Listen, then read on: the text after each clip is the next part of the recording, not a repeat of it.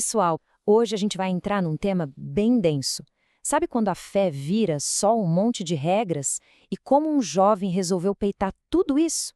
Pois é, a gente vai mergulhar fundo no capítulo 9 de O Desejado de Todas as Nações, o Dias de Luta, para entender um conflito que, olha, moldou a jornada de Jesus desde o comecinho.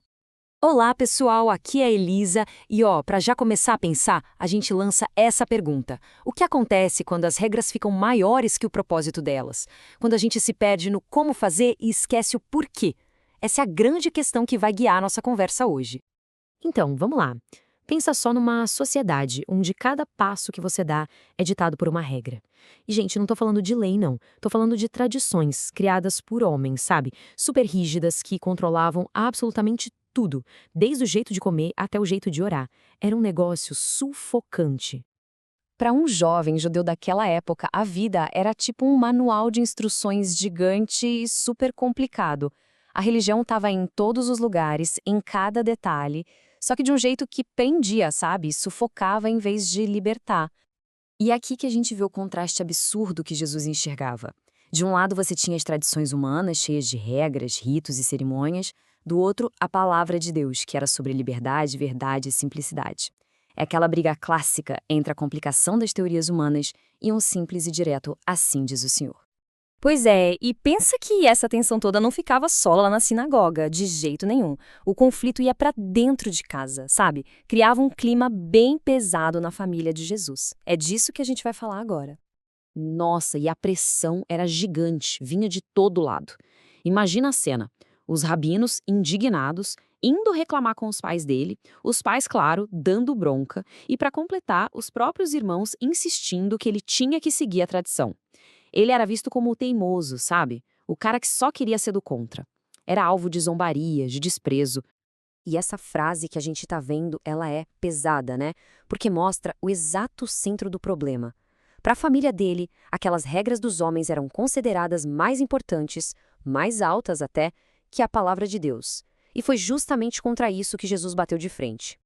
Tá, mas aí vem a parte interessante. Diante de toda essa pressão, como é que ele reagia? Jesus tinha uma resposta, uma estratégia central, que se tornou a marca registrada dele. Exato. A pergunta que fica é essa. Como é que ele respondia a tanta pressão? Ele ficava discutindo? Tentava se explicar? Que nada.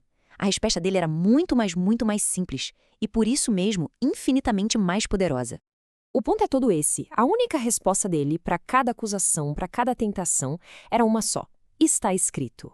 Ele não entrava em debate de opinião, sabe? A autoridade dele não vinha dele mesmo, vinha direto das escrituras. Acabava a discussão ali.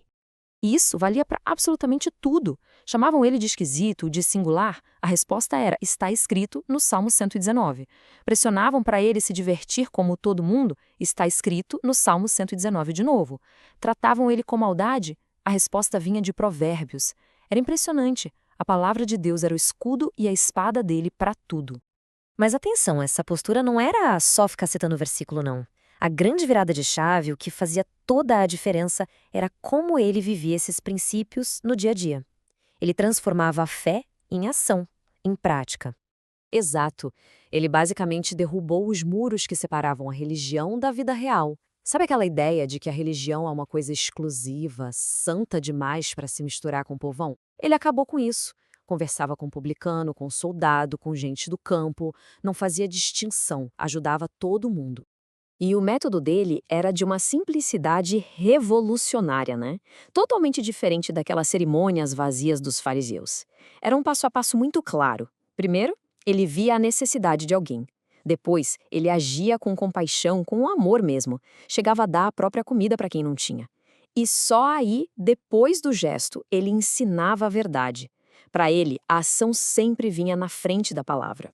Mas é claro que viver assim, com essa integridade toda, nadando completamente contra a maré, isso tem um preço. E o preço para ele foi bem alto. Isso levou Jesus a uma solidão, assim, muito profunda.